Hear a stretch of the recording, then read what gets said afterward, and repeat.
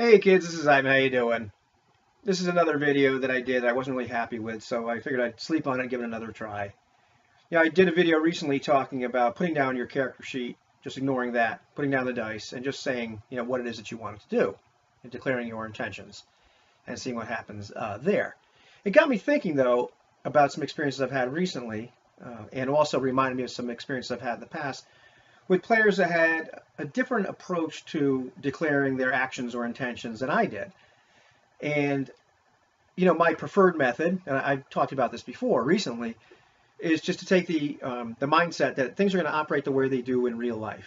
That is, I'm an autonomous individual in a dynamic world. In this case, it's a dynamic game world, and I can attempt to do things, but I can't narrate what the outcomes are.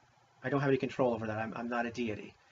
So, in a game world, I like to do the same thing. I like to, for the most part, frame my actions as attempts. Like I attempt to hold this door closed, which I was not successful at a few days ago, much to my chagrin.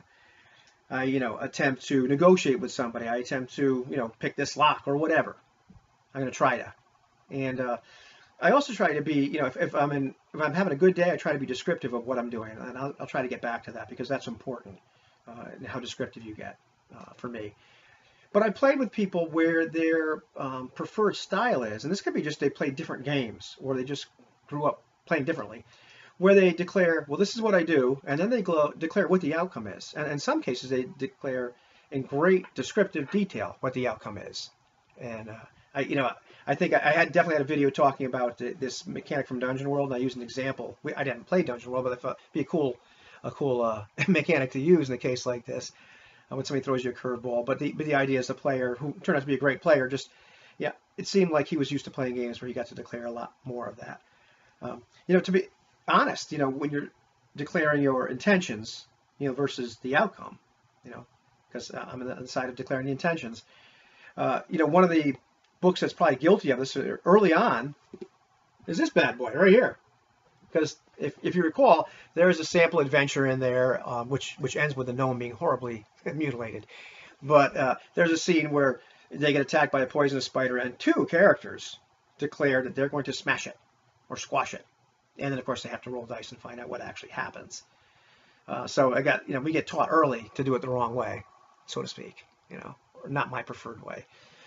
Watching some of Runeslinger's videos, he put some of the thoughts I've kind of had rolling around my head into, he said them better than I could, or better, he came up with better words than I did for it.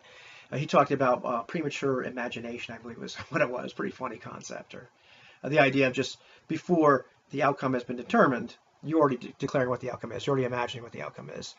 Imagination is not a bad thing, which brings me back to when you declare your intention, which is really important. The other thing is you can be very descriptive about, well, I want to do this, and here's what I'm going to try to do. I had a player that was great at this, about 5-6 years ago, and he would come up with these crazy actions. But I'm going to go climb up this ladder in this hayloft, and then kick it to knock the other fellow over. And then I had to kind of come up on the fly. Okay, what kind of check he's going to have to make? And I think he had to do some opposed roll or whatever. And it worked. He had great success, but he declared his intention. It made it crystal clear to me what he was trying to do. Sometimes, and Anthony talked about this also, there was one of his videos, I forget which one, where he's talking about a scenario where people are in a garage, and it looks dicey all of a sudden. There might be a combat, and so a player could say, well, I find a tire iron and smash this guy in the head, which is very much premature imagination. And then a rather unimaginative player might say, well, I look in the trunk of the car. And at this point, this is 20 questions. And as a DM, I'm like, well, what are you getting at here? And there was another example. He said, well, I open the trunk of the car and I look inside for a tire iron because I want to hit this guy in the head. Okay, now I know what you're looking for. That's really helping me out. You're declaring not only your actions, what your attempts are, but your intentions. So that's really important to me. That makes a lot of sense. That makes the game kind of flow a lot better.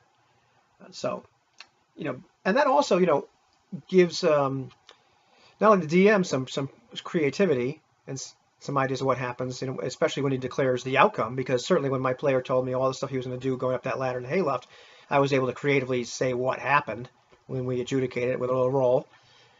But, also, it opens up the door for the player to kind of narrate. You know, once dice have been rolled and success has been determined, the player can also narrate what happens.